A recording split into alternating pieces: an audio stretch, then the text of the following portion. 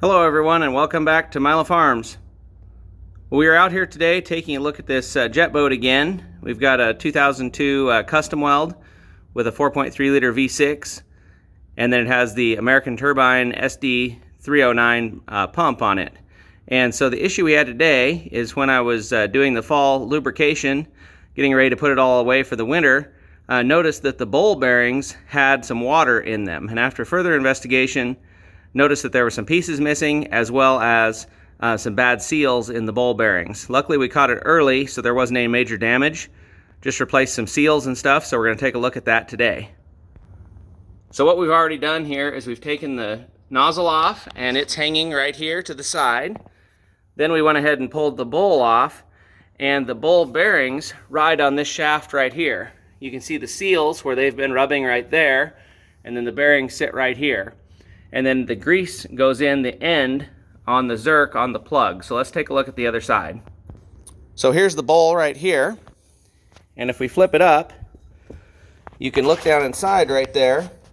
This is the interior part that goes forward. You can see right here the seals have already been removed. But there's the bowl bearings right down in there. They're kind of a bushing that pushes in. There's two of them. They're about 3/4 of an inch each. And they push down in there from the back here. After looking at it, there isn't any major wear on those. Luckily we caught it early, and so we're going to go ahead and keep those in place. But the issue we found here was with these seals. Obviously the seal's a little bit damaged from being taken out, but the seal is missing its little spring that keeps it tight to the shaft.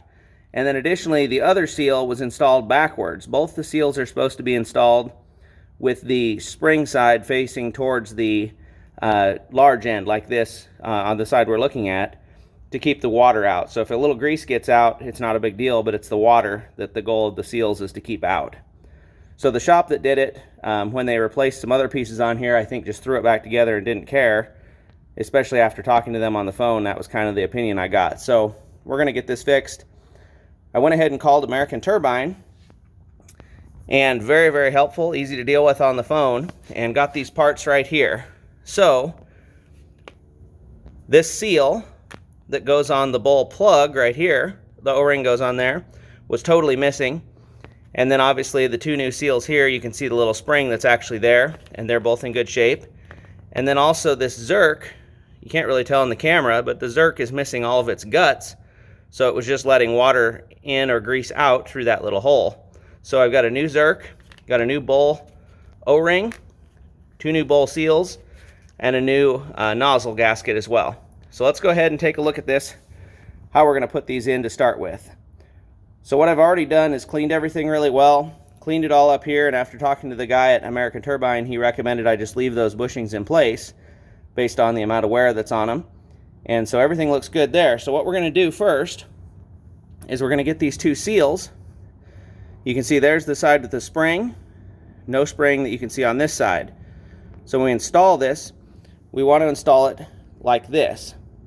So we're going to go ahead and put a little bit of the grease that is recommended in the manual under this and on this, and then you're going to find either the proper seal pusher that pushes it in, the installer, or a socket that fits just perfect around there and will fit down the hole without damaging the seal. And we're going to go ahead and push the first seal in with the spring facing up. So there's the first seal pushed in. And now we're going to put a little bit more grease on the other seal and slip it in as well. Both seals are going to be facing with the spring towards the camera. So both those seals are pushed down tight into place. And I used, in my case, a 1 1/4 inch socket. Worked perfect right there to push those down the rest of the way. And they're both seated all the way down tight now. So you can see they're down in there. The springs and everything are still in place, and I've got plenty of grease in front. I'm going to smear that around to make sure we got that all over those bowl bearings. And then last thing we're going to do is put the spring retainer on and hold those in place. So there we go. There's the keeper put in place, and everything should be good to go. So let's take a look up here, and what we're going to do next is put just a little bit of grease on that shaft right there just to help it slide on easier. Most likely the seals will scoop most of the grease off installing it, but at least it'll help it slide on easier. So I got the shaft all lubricated up, and what we're going to go ahead and do is slide this on with the American Turbine sticker to the top. And then as you can see here, there's a drain hole right here on the bottom. We want to make sure that goes down. So we'll go ahead and slide that on to there next. So there it is, slid on, and got it all lined up so the bolts will go in. We're going to go ahead and on each one of these large bolts, we're going to put some anti-seize on those to make sure they don't get stuck. So there we have it with all the bolts put in, and torque those down to the specifications that are in the rebuild manual on the American Turbine website. So there you go, you can see the shaft is now sitting in the bearings, and you can see the grease that we already put in there sitting in place. So now we're going to go ahead and put the cap on. In my case, I'm going to replace the Zerk with the new Zerk that has all the parts to it, and also put the new seal on it. So I went ahead and filled the chamber up with grease, starting from the front to the back. Then we're going to go ahead and put the new plug in with the O-ring, and also the Zerk is removed while we first put the plug in to allow the bubbles and the grease to come out as necessary. There are the plugs back in, and we'll go ahead and put the Zerk back in. You can see the grease equalized the pressure and is full now. So we'll go ahead and put the Zerk back in and check the pressure inside with the grease gun. So there it is, all put back together. We'll go ahead and wipe that little bit of grease up. If you don't wipe it up, it's not really going to matter because it's going to come out as soon as the engine starts the first time. So that is all put together there. Now we'll go ahead and put the nozzle back together. To do that, we're going to need the new gasket, because the gasket that was on there looked like somebody had made it themselves. It didn't exactly fit like it was supposed to. So here's the new gasket that's going to go on, and we're going to put in the bolts. I think there's 8 of them all together, and we're going to make sure we put plenty of anti-seize on those as well. So there's the nozzle put back on. Everything's been anti-seized and put back together and tightened up to the specifications in the rebuild manual. Lastly, we're going to reconnect the steering up here with this bolt and make sure you put plenty of anti-seize on that as well. So there it is, all put back together. Everything's good to go. Got the steering reconnected and all the nozzle put back on. Everything's good, ready to go. So it'll probably be put away for the rest of the season this year and be ready to go first thing in the spring. In the fall, one thing to remember, lubrication on these SD-309 pumps.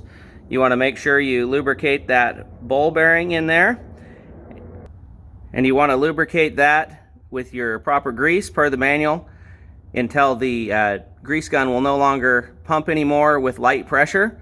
So when it's full, you don't want to go pumping and push that seal out the back. So you just want to fill it up until it stops and stop at that point. If you see water shooting out of anywhere in there when you're doing it, you need to replace the seals. Then just inside the transom, on the inside of the boat behind the motor, you'll see another Zerk there, and you want to grease that as well per the manual. It talks about how many pumps there. You don't want to overdo that because it'll make a mess internally and is unnecessary.